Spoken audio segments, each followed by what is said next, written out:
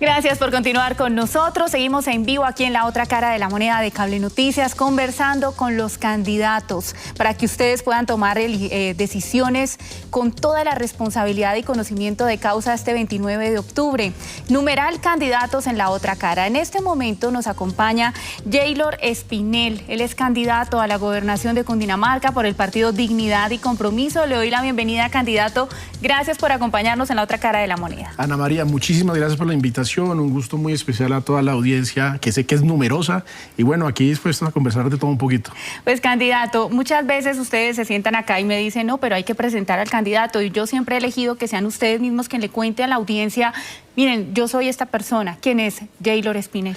Bueno, Ana María, te cuento rápidamente. Jaylor Espinel es un profesor universitario que todos los días de 8 a 5, lunes a viernes, se dedica a dictar clases en una universidad de Bogotá, y las noches y los fines de semana se dedica a acompañar las causas y las luchas de la gente, un poco por los municipios de Cundinamarca, encabezando y acompañando muchas de estas situaciones.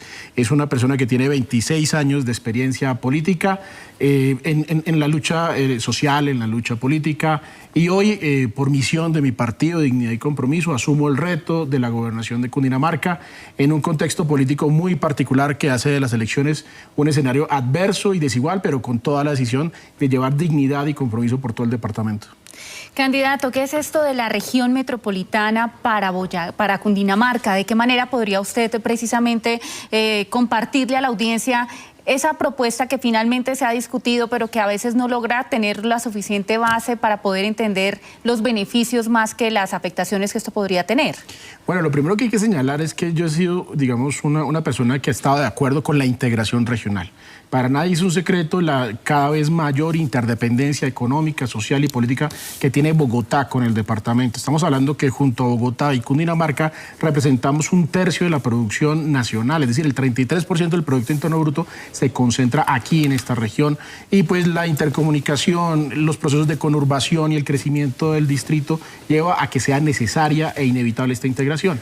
No obstante, hemos sido muy críticos del proceso de regionalización que se convirtió alrededor de esto que se denominó la región metropolitana, por muchas razones, pero entre otras porque hemos identificado en el acto legislativo y en el proyecto de ley orgánica una serie de medidas que atentan o afectan la independencia y la autodeterminación, la autonomía de los municipios en la toma de decisiones del desarrollo territorial, de la organización del mismo territorio, que lo puede llevar a escenarios muy complejos que hasta este momento pues han sucedido en los consejos municipales de la alcaldía, pero que se pueden llevar o trasladar hacia un consejo regional en la que el control político es más difícil, el acompañamiento y la participación ciudadana no existe. Y digamos que en este contexto, como gobernador de Cundinamarca, iría a esa región metropolitana con el propósito central de promover reformas, promover cambios que permita que esa integración se dé en pie de igualdad y beneficio recíproco, y que además no evite la desintegración o la desconexión de esta región con el resto de Cundinamarca. Estamos hablando que la región promete agremiar junto a Bogotá un promedio de 36 municipios, mientras que los otros 80 de los 116 quedan por fuera, desconectados, con una situación además bien particular, siendo estos 86 municipios de la Cundinamarca profunda los que producen los alimentos que Bogotá consume. Casi el 40% de la comida que comen los bogotanos y los bogotanos salen de esa región. Entonces, mal haría una gobernación en promover junto a la Alcaldía Mayor de Bogotá una región metropolitana que desconecte a esta región del resto del departamento. Y bueno, además de eso, he sido muy crítico de la burocracia que se ha querido construir alrededor de esta región metropolitana, que yo creo ya se puede solventar con la burocracia existente de la gobernación de Cundinamarca y la burocracia de la administración distrital de Bogotá, y que de no controlarse ese crecimiento burocrático le podemos generar una carga financiera muy grande a los municipios de Cundinamarca, muchos de ellos de sexta categoría que no tienen los recursos necesarios, trasladándole ese peso financiero a los municipios y en últimas a la gente, a los cundinamarqueses pues, y los ciudadanos de a pie, que vía tasas, contribuciones y más impuestos, como los promete la región metropolitana, los que de verdad serían asfixiados financieramente para sostener esta burocracia que tiene la región metropolitana. Quiero precisar una cosa: en este debate se ha querido enmarcar la contradicción como si fuera un problema entre bogotanos y cundinamarqueses, y la realidad no es que sea una contradicción entre ellos, porque además la frontera ya no existe. hay una interdependencia total. ¿Qué es lo que hemos venido diciendo? El problema no es entre cundinamarqueses y bogotanos, sino entre quienes quieren quedarse con la carne de los grandes negocios regionales y a los que nos va a tocar el hueso. Detrás de esta región metropolitana se cocinan grandes negocios privados, nacionales y extranjeros alrededor de los proyectos urbanísticos, de los sistemas de transporte y movilidad, de los servicios públicos regionales que, repito, van a terminar, si no lo controlamos y si no le damos una planeación organizada, generándole más problemas a la gente en Cundinamarca. Candidato, tengo entendido que usted plantea además en otro sentido y tiene que ver con la seguridad para el departamento de Cundinamarca, una reforma a esa política de seguridad y convivencia. ¿Cómo se daría esa reforma y de qué manera podrían verlo palpable, es decir, en la práctica los cundinamarqueses, por supuesto, en cada uno de sus municipios? Bueno, Ana María, lo primero que hay que señalar es que en tema de seguridad y convivencia hay una corresponsabilidad entre la gobernación de Cundinamarca y el gobierno nacional.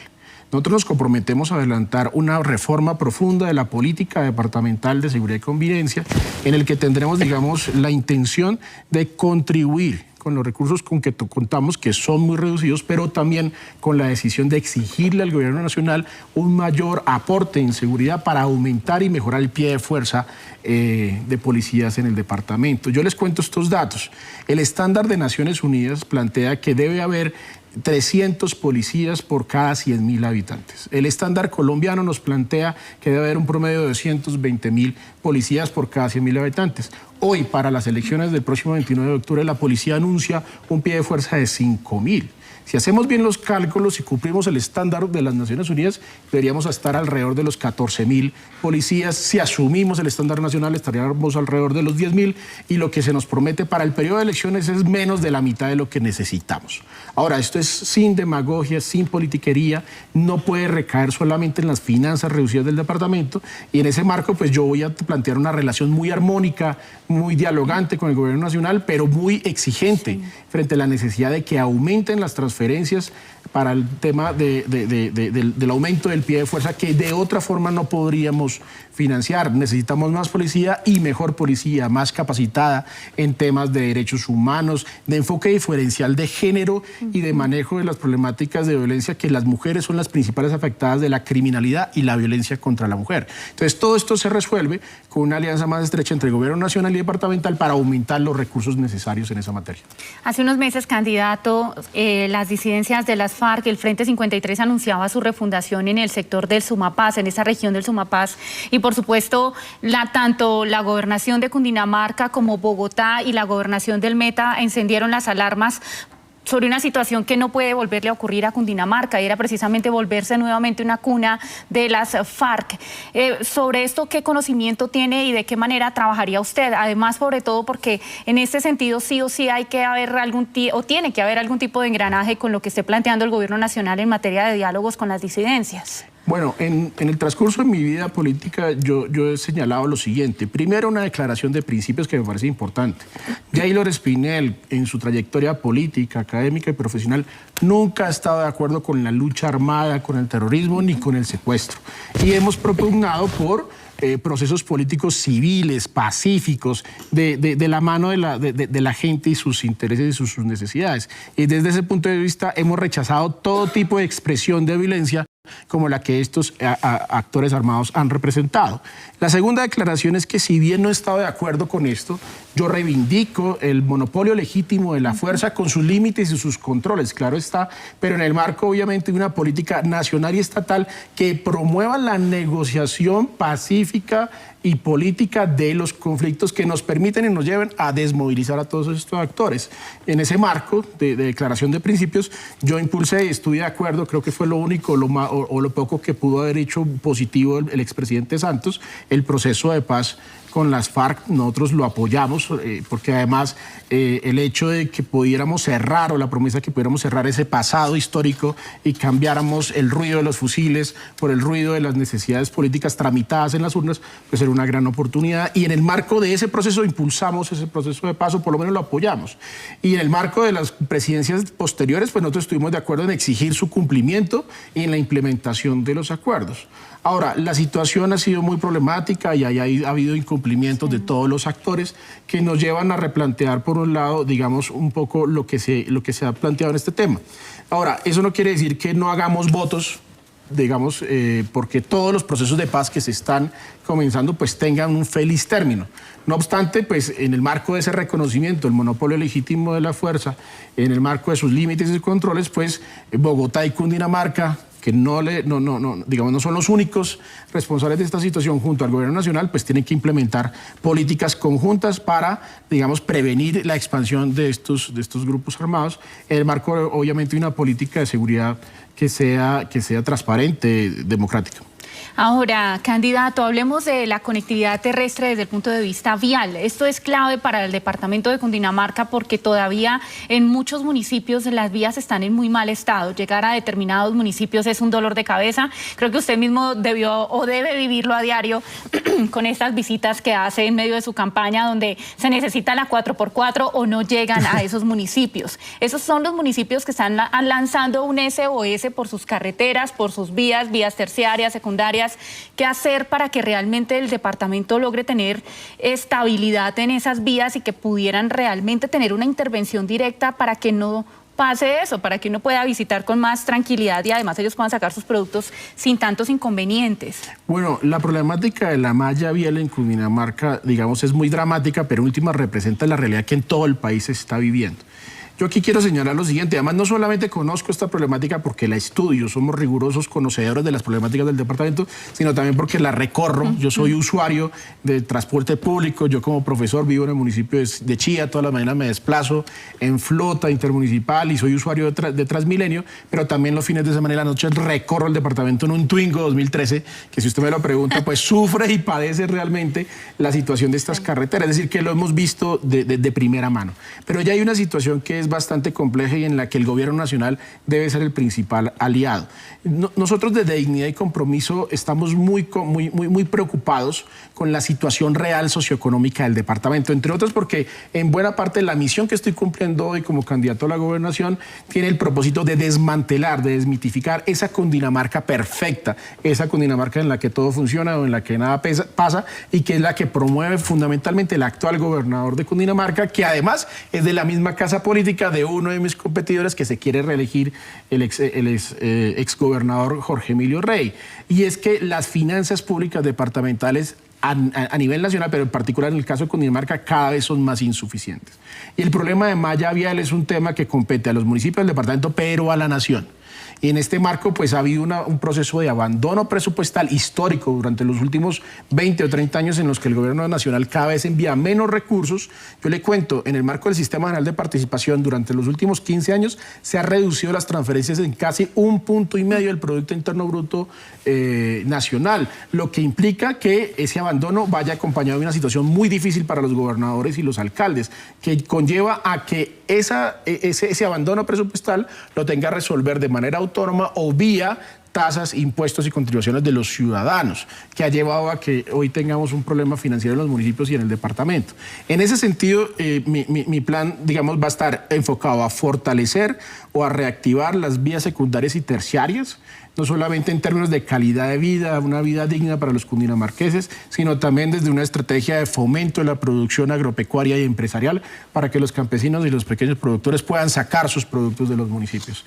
En materia de las vías principales, vamos a revisar todos los contratos existentes o por crearse de concesión basadas en peajes, toda vez que Cundinamarca hoy padece una situación pues, que no la tiene ningún otro departamento. Es el campeón nacional de número de peajes, con un poco más de 30 peajes. Ya no hay por dónde coger para Cundinamarca sin que alguien le saque la mano y le cobre un billete de su billetera.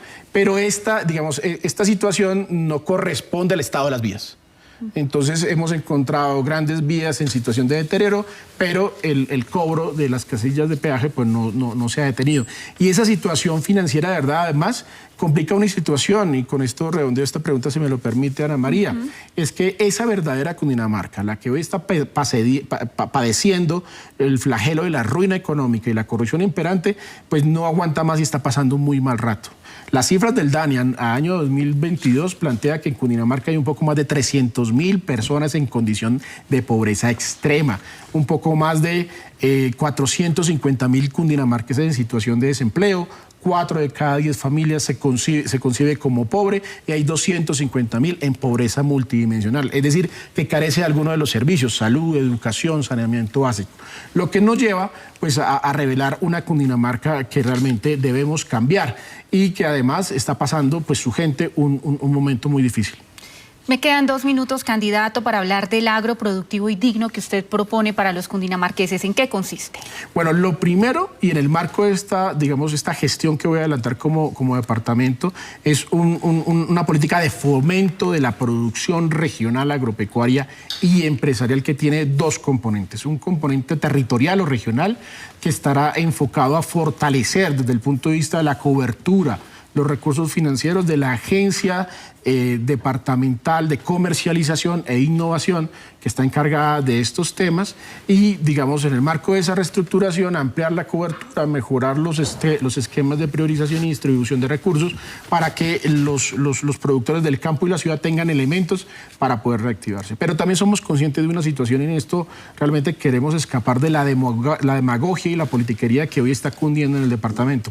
Es que sin una política nacional que reivindique la renegociación de los tratados de libre comercio, nuestros campesinos y productores cundinamarqueses no van a poder sostener o sobrevivir a la crisis en que está padeciendo. Es que estamos hablando que producto de estos tratados de libre comercio hoy se importan más de 15 millones de toneladas de alimento que bien podemos estar produciendo en Cundinamarca. Lo decía hace un instante, el 40% de los alimentos que come Bogotá vienen de los 86 municipios lejanos de Cundinamarca y cualquier medida que de la gobernación podamos implementar será insuficiente si el gobierno nacional de Gustavo Petro no materializa ese compromiso, esa promesa de campaña que lo llevó a la presidencia sobre la base de la exigencia de la renegociación de los tratados de libre comercio, cosa que hasta el momento no ha hecho o lo ha hecho de manera insuficiente. ¿Qué digo yo? Y este es el segundo componente de mi propuesta. Es que como gobernador vamos a aprovechar ese foro de discusión que se denomina la Federación Nacional de Departamentos para que junto a mis colegas gobernadores a una sola voz le exijamos al presidente Gustavo Petro empiece y de manera inmediata un proceso de renegociación. No hay forma, no hay presupuesto departamental que aguante si no logramos que el presidente Gustavo Petro cumpla esa promesa. Muy bien, pues lo estamos despidiendo, no sin antes, por supuesto, darle esos 30 segundos para que convenza a esta audiencia que nos está viendo el día de hoy, que está en Cundinamarca y que este próximo 29 de octubre tendría la oportunidad de elegir a Yeylor Espinel como nuevo gobernador de Cundinamarca. ¿Por qué razón? Convénzalos, por supuesto. Bueno, Ana María, muchas gracias a ti y a la audiencia un mensaje muy especial. El próximo 29 de octubre para el departamento de Cundinamarca se lleva a cabo un momento decisivo. Alrededor de las elecciones hay una manguala continuista y clientelar que quiere llevar por primera vez a una gobernadora, a un gobernador o a reelegir un gobernador que además representan todos, desde los sectores políticos que lo sustentan, el mismo continuismo que son de manera directa responsables o bien de la ruina económica o por acción o omisión de la corrupción imperante. Es el momento determinante para que ustedes vean propuestas como las nuestras y nos acompañen, marcando el primer candidato en el tarjetón, a mano izquierda, la candidatura de Yeylor Espinel, que con dignidad y compromiso va a trabajar para rescatar a Cundinamarca de estos 2 grandes flagelos, la ruina económica y la corrupción imperante. Gracias, candidato, por haber estado con nosotros en la otra cara de la moneda. Ana María, a ti muchas gracias y un saludo muy especial a toda la audiencia. Muy bien, conocieron ustedes a Yeylor Espinel, candidato a la gobernación de Cundinamarca por el partido Dignidad y Compromiso.